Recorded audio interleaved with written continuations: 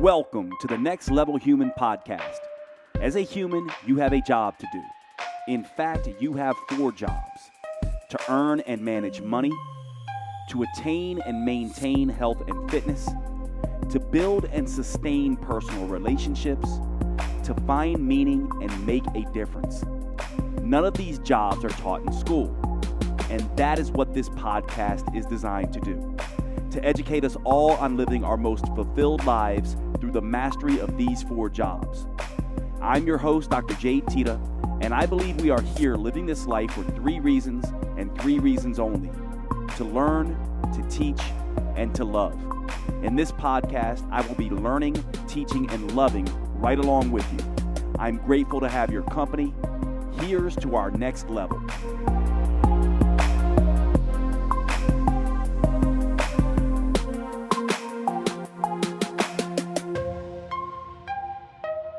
Welcome to today's show, everybody. Today is going to be a part 2, but to be honest with you, I really don't know what I'm going to talk about. I have a general idea here because we're doing a part 2 on stress. And there's a lot that, I thought I was going to cover, but then I thought, it's probably not really going to be that useful.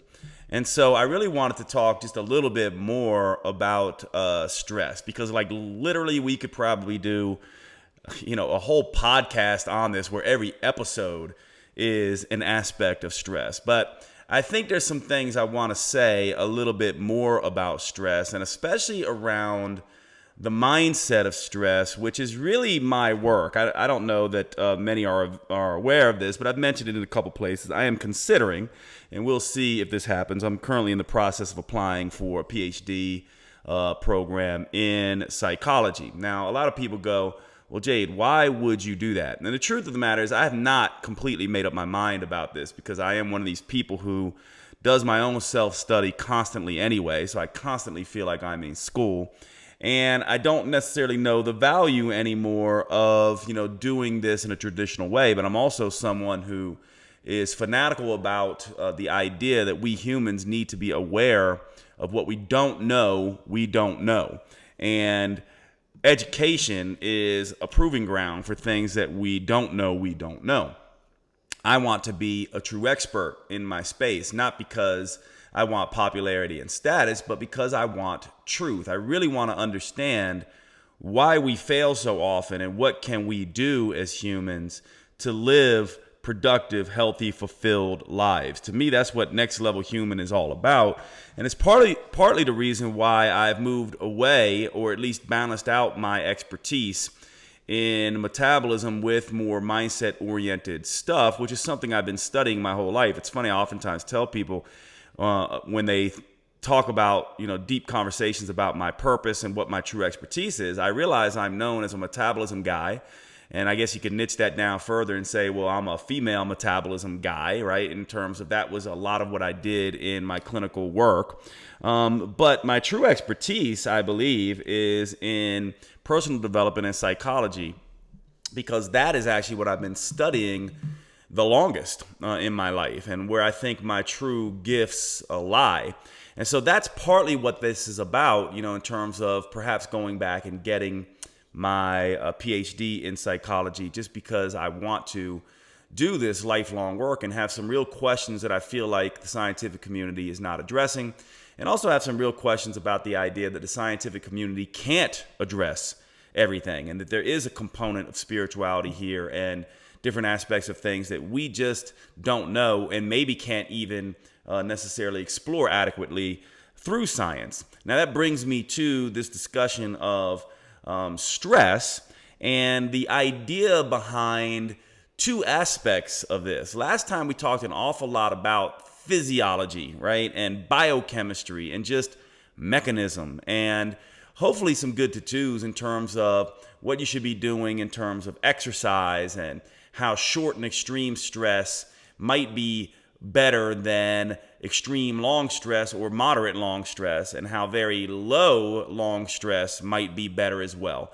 We talked about several different mechanisms there, but one of the things we didn't adequately address, at least from my perspective, is this idea of eustress, and this idea of perception and how we see the world, and how us seeing the world a particular way or having particular experiences in our lives can perhaps set us up to be more or less resilient to stress. And this really is what I think I'm pretty fanatical about in terms of being a better human. Think about it this way, right? Aren't there people who you know when you are around them that they just make you less stressed, more comfortable? And not only that, not only can other people bring your stress levels down and make you feel safe and secure, but there are also people who, through the way they live their life and the way they live their philosophies, make you change your perception around hardship in general, right? We've had philosophical traditions going back since antiquity that essentially tell us that stress really is a perception. Hardship is kind of a perception.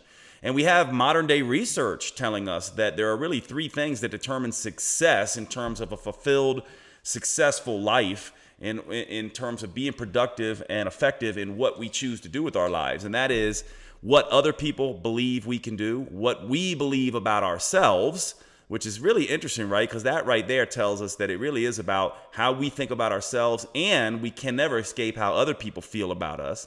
But then perhaps most interesting to this discussion, or most salient to this discussion, is the idea that how we handle fear, hardships, failures, and setbacks. So the research actually shows that when you can see fears, hardships, failures, and setbacks as growth opportunities, as opportunities to get stronger, you kind of take some of the stress away. And maybe even further, when you begin to tie those fears, failures, setbacks to your purpose and why you're actually here. And perhaps even deeper, as a very philosophical, sort of spiritual, sort of, perhaps out there for many of you idea, what if everything that we encounter, these obstacles, these fears, these failures, all of these things, what if in some weird spiritual way, what if they are actually required and perhaps even presented to us, or we subconsciously seek them out to learn the lessons and to get the things that we need for our spirit to grow and feel enhanced. Like, what if that's the whole point, right? And what if you could switch your mindset around and actually go, wow, this is a really interesting way to look at this. For example, some people, when you look at successful people in life, and let's define that, really quickly, because I want to be clear, because I don't think it is, and maybe it's not certainly clear when you're listening to me, because, right now in my life, we'll see where I am in 5 years from now, but now in my life, many of you might look at me and say, wow, Jade has had a ton of success. He makes a lot of money. He's got, lots of followers, and, he does this podcast, and I listen to it, and he's really just seems to have a lot of success and money and all this kind of stuff. Well, that's cultural success.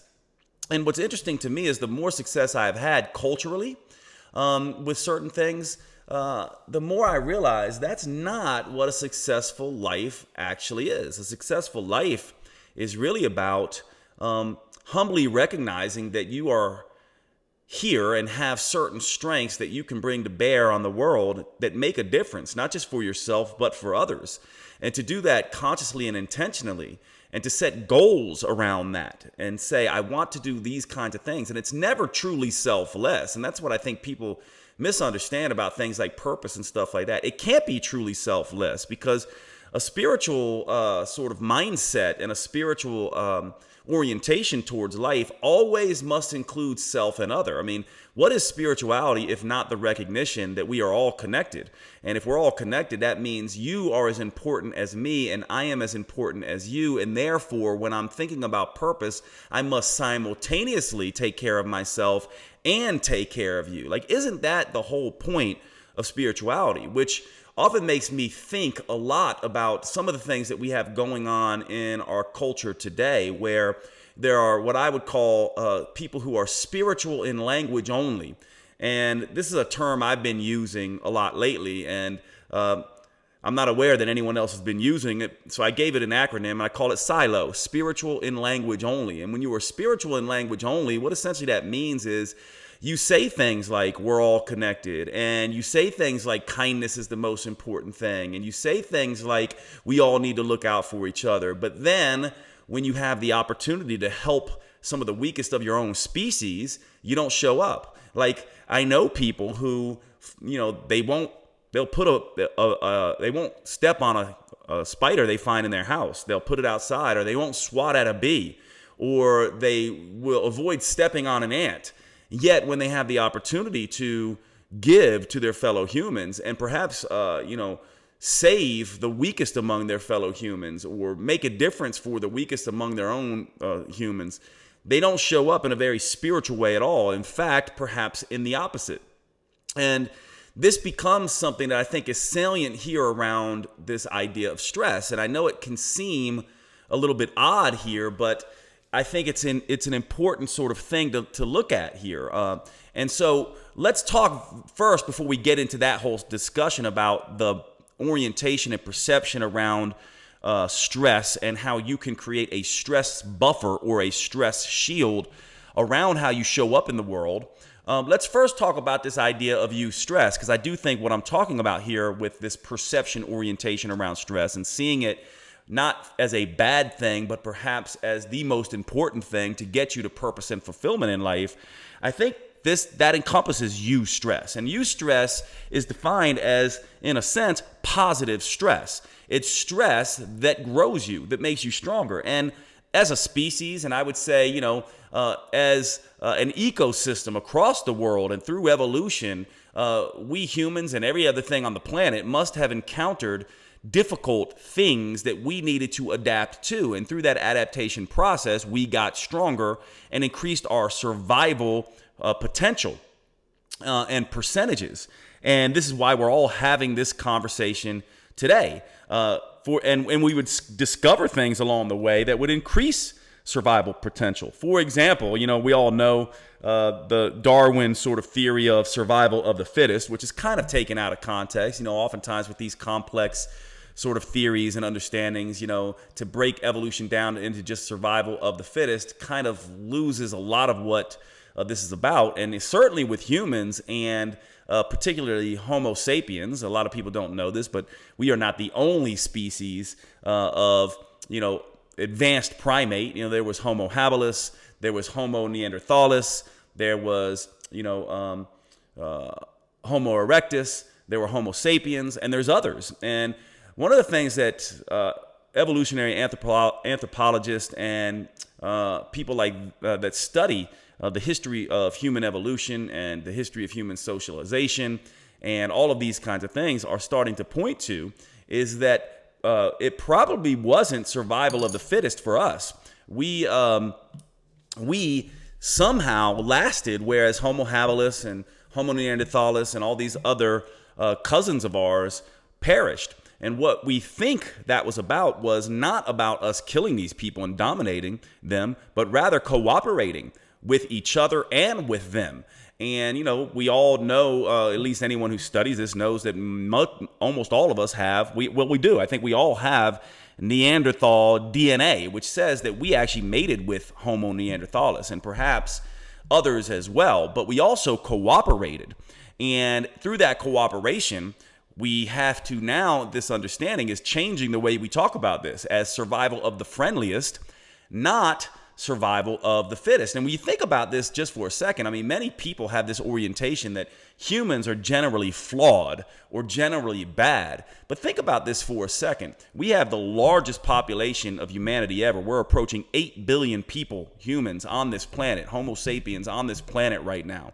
And yet we now sort of understand that we are in the most peaceful time in the history of men. Now, this confuses people a little bit because we have news on every corner, and so we hear all the bad things that are happening. And certainly, since we're all more connected, bad actors in one area of the world can really impact the entire world.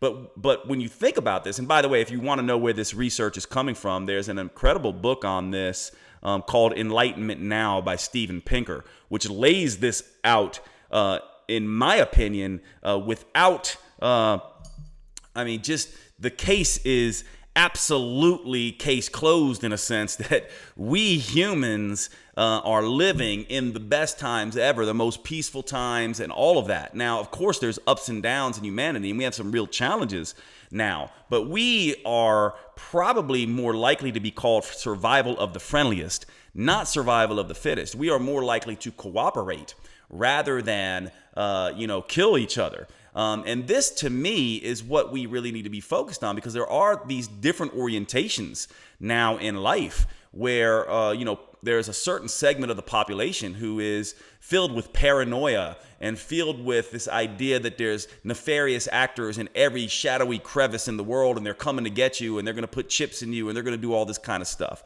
Now, don't get me wrong, because people oftentimes think, well, Jade, you're naive. And perhaps I am. I mean, I think we're all naive in some regard. And certainly I do think there are nefarious actors. There's no question about it. This is why I talk about base level behavior all the time. However, I think there are more benevolent actors. And more to the point, I think that your orientation towards that, if you really believe there are nefarious actors, what will you do? Well, if the natural tendency when you feel like you are under attack is to protect and perhaps to attack yourself. And isn't this what we are seeing? So what we need is far more people assuming humans are benevolent, far more people living the philosophy of benevolence, not the philosophy of malevolence, right? Not the philosophy of base level, not the philosophy that everyone is out to get us. Because in a very real sense, when you show up and live a particular philosophy,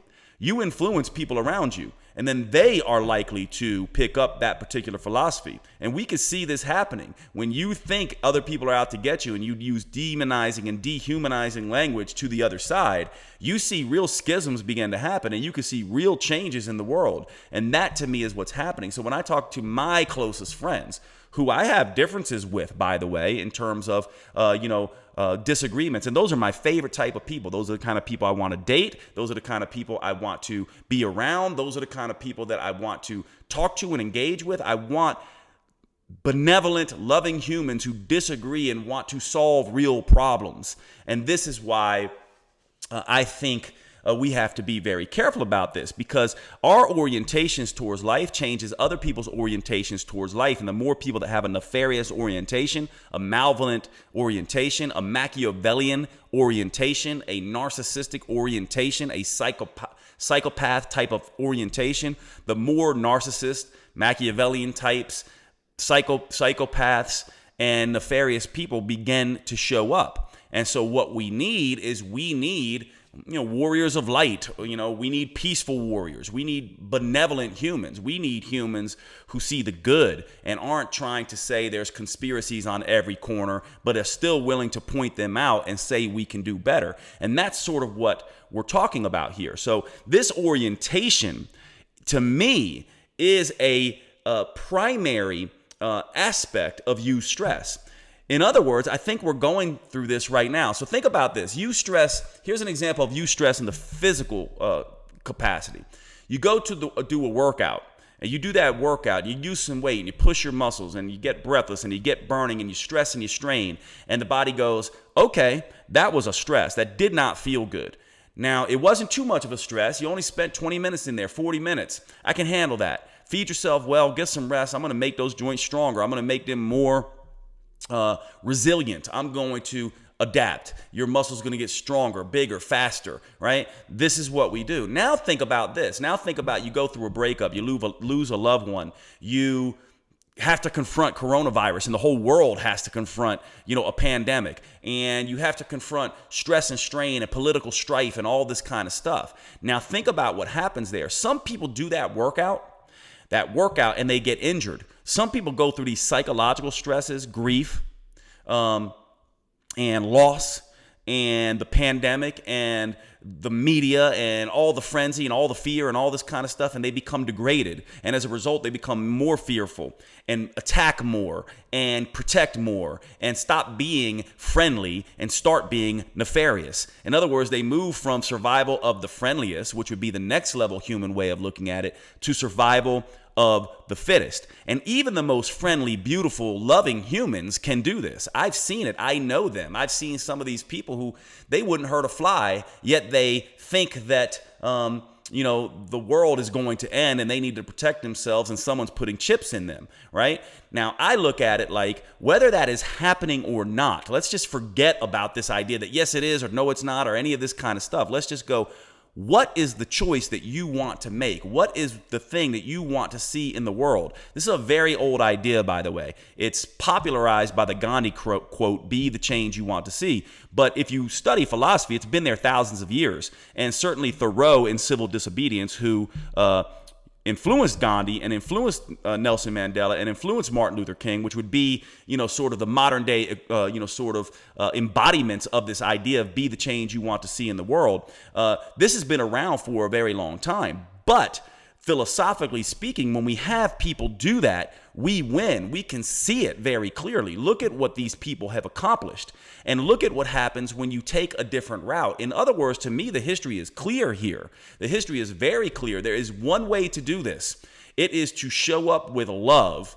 It is to show up believing in having faith in humanity, what we call a humanist, the belief that humans are generally good, that most people want to do the right thing, and that when fear hits, a lot of people will be degraded. So just like that workout can wound some people and make them never work out again and protect themselves, that same workout can make other people stronger. And it is an orientation, right? It's like, well, maybe it did hurt me, but I'm going to get back on the horse. I'm going to figure this out. And it's the same thing as we look at the psychology of humans confronting personal issues, personal obstacles, and confronting cultural obstacles. And the pandemic, in my mind, is a perfect opportunity. Look how much is going on. People are losing loved ones. There's grief. People are breaking up, losing romantic relationships. There's grief. People are in strife. People are hurting other people. People are doing this, and most people are sitting there looking and saying, what do I do here? Do I go left and become base level and protect? Or do I go right and say, I believe in humans. I believe that people are looking out for each other. And however this happened and whatever the problem is, I don't care about that. I'm just going to show up and be the love and be the antidote to asshole and figure this out and live in a way that trusts humans and do what I can, not to be a link in a chain that causes more psychological dysfunction and more fear and more nefarious actions. And to me, when you orient this way, now you might be thinking, well, Jade, I thought we were talking about stress. But to me, when you orient this way, this becomes the ultimate stress buffer and stress shield, because all of a sudden you have direction. You have a strong why. You know what you are doing when the shit hits the fan, when the personal shit hits the fan, and when the cultural shit hits the fan. You show up and you be the love, right? This to me is the idea. And when you do that, and this is what I would like to study, and this is what I'm most interested in looking at, when you do that, you influence other people to do the same. And when you do that, you feel a sense of I am making a difference. You feel this idea that you are in alignment with universal truth. Now, what's sad to me is a lot of people don't ever get to feel in alignment with universal truth. And when you are in alignment with universal truth, it's this selfless thing. There you go. I know that I might get hurt in the process, or this might not be the best thing for me, or I might lose some certain things. But it's not about my physical XYZ. It's about my spiritual growth. And more important, it's about how I contribute in a positive way to the positive evolution of the world. And this orientation protects you in a sense. Now, we have a word for this, but it's overplayed, and a lot of people don't understand it. This is what purpose is. Purpose is a lot of things, and purpose can be brought to bear in many situations. And what I mean by purpose is a lot of things. What I really mean is you can bring different purposes to different things. Like, One purpose would be when you're with your family and you're having political discussions and there's strife, your purpose can be, I'm going to be the love. I'm going to be the extreme moderate to bring these people. That's one purpose. Another purpose could be, I teach XYZ. Like for me, I teach health and fitness, right? I teach the 4 jobs of a next level human. I created the next level human. I also try to show up when I walk into coffee shops and go out to eat. I try to show up and elevate people. That's a purpose. Anytime you have a conscious intention to do a thing that you believe you uniquely can do, you are doing purpose. And there are many different ways to bring purpose to the world. I bring purpose to a coffee shop. I do. I bring purpose to when I'm out grocery shopping. I bring purpose to when I wake up in the morning and interact with my little puppy.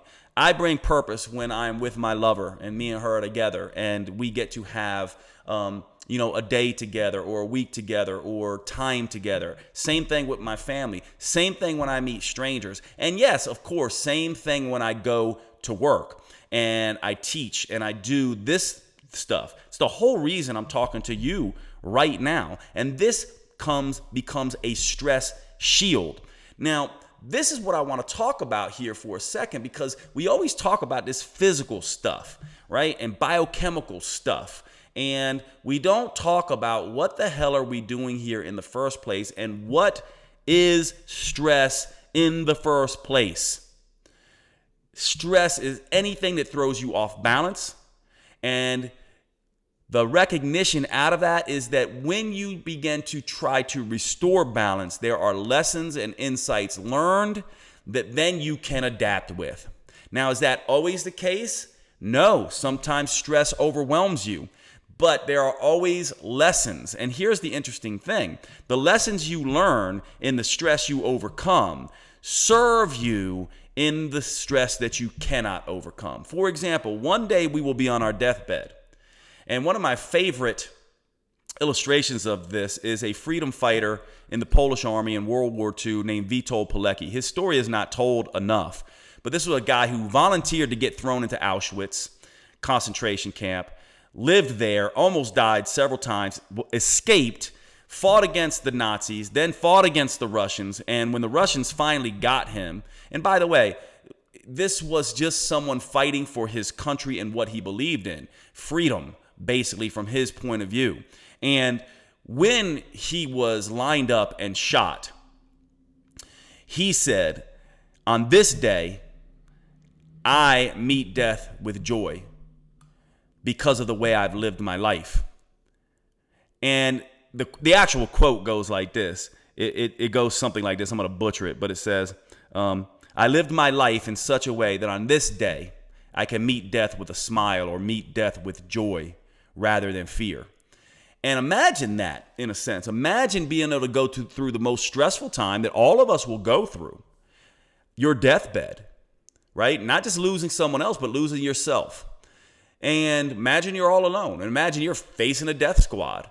And imagine having lived your life in a way where you are so proud of what you did and you are so practiced at confronting fear that you stand there and you essentially go, I'm going to meet death with joy. I am proud of who I am. I'm proud of what I did, and I will smile, and then boom, it's done, right? Imagine that. That's the power of stress. Here's another thing that would be amazing for you to look up. I was blown away by this, and I don't know this person's name, but it's part of my research for the Next Level Human book. This was, I think, at the beginning of the Vietnam War in 1964, I think in Shanghai or some city in Vietnam, I believe, maybe it was somewhere else, that a Buddhist monk walked out into the street, had his other Buddhist monks douse him with alcohol, lit him on fire in the middle of the street, and this was being recorded.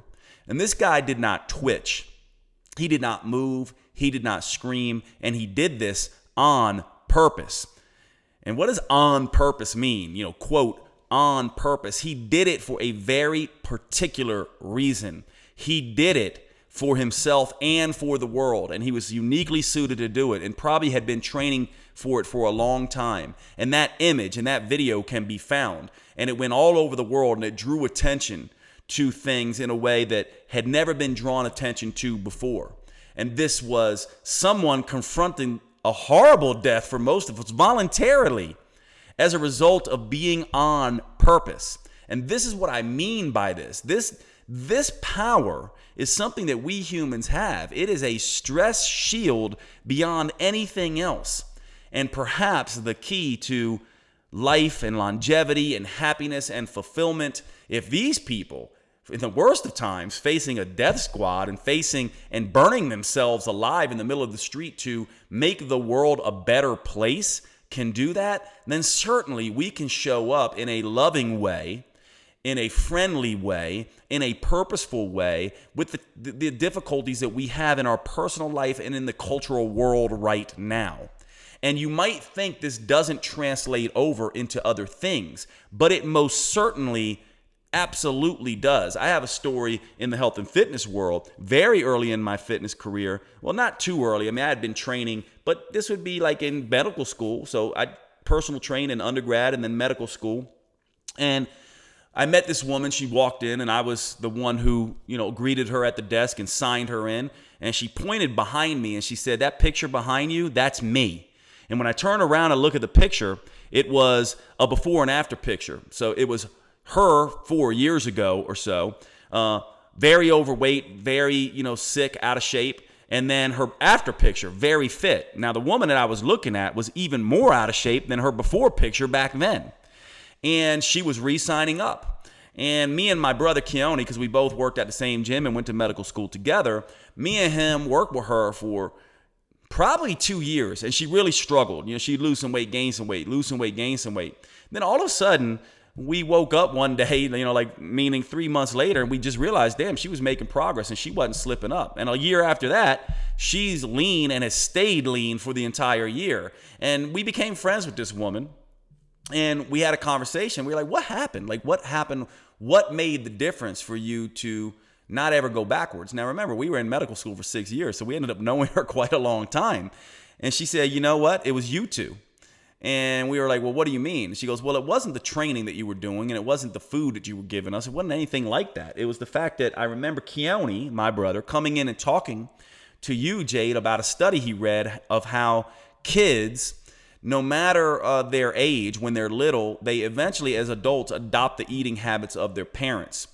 And she goes, "And I was obese, and my little child was obese. She was a single mom raising a little girl who must have been 4 or 5 years old at the time.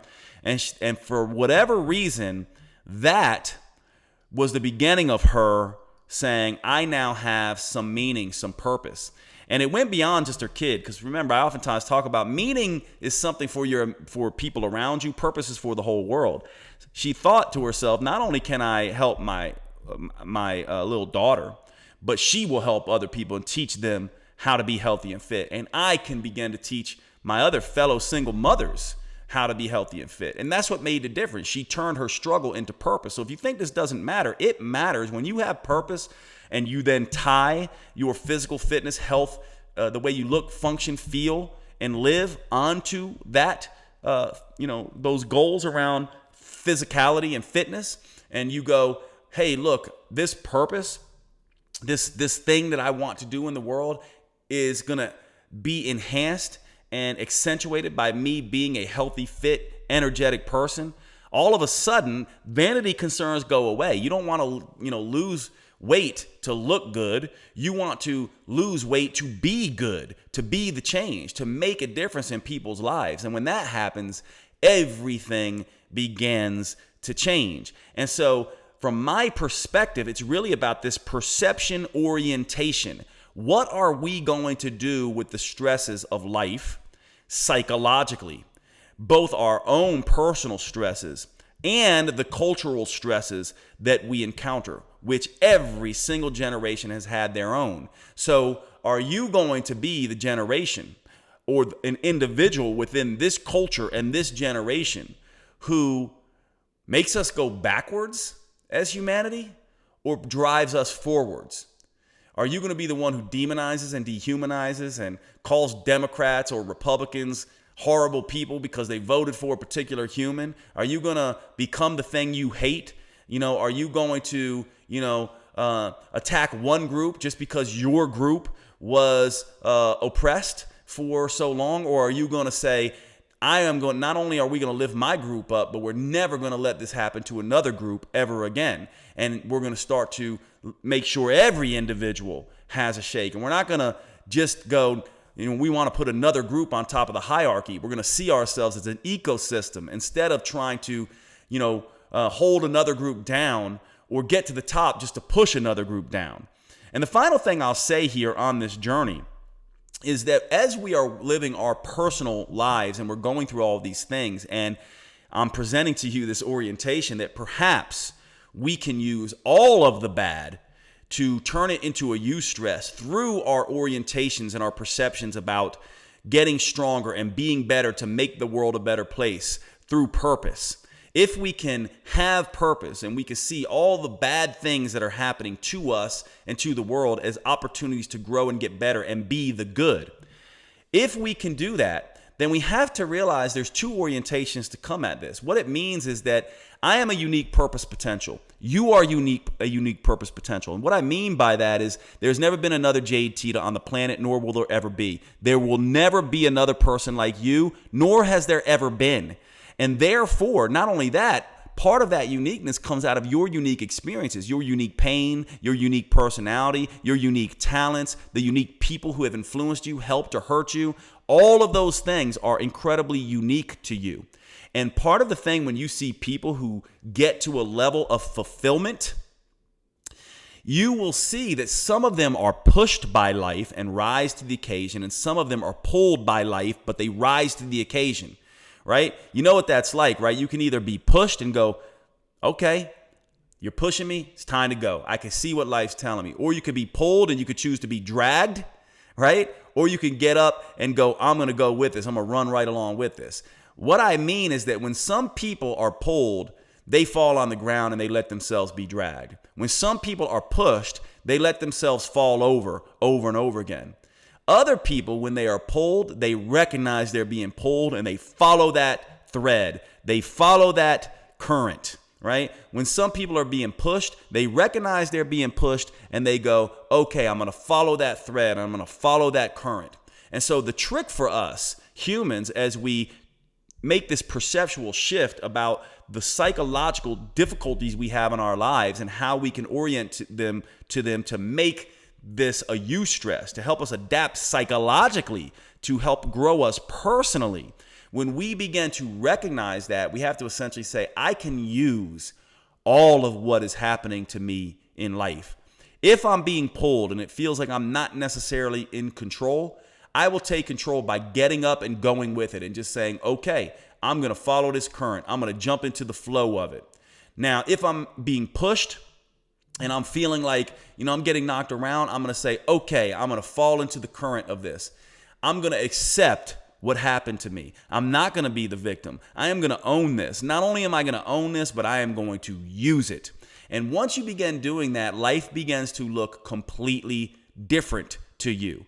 Now, I would suggest and present, it's my hypothesis, that most people in the world oftentimes are being pulled or pushed. And what we need to do to deal with stress and to create this stress buffer and this stress shield is to realize that, take ownership of it, and stand up and run alongside the thing that is pulling us. And to stand up and move back alongside the thing that is pushing us. And when we do that, we orient towards our purpose. We start to accept that we are the most powerful thing in the world, but also an insignificant thing in the world. And our only job here is to make sure that we are playing our role in the ecosystem. And in a very simple way, that is purpose. That is what purpose is. And in the best way, that's how we combat stress. Thanks so much for hanging out on the podcast today, everybody. I will see you at the next episode.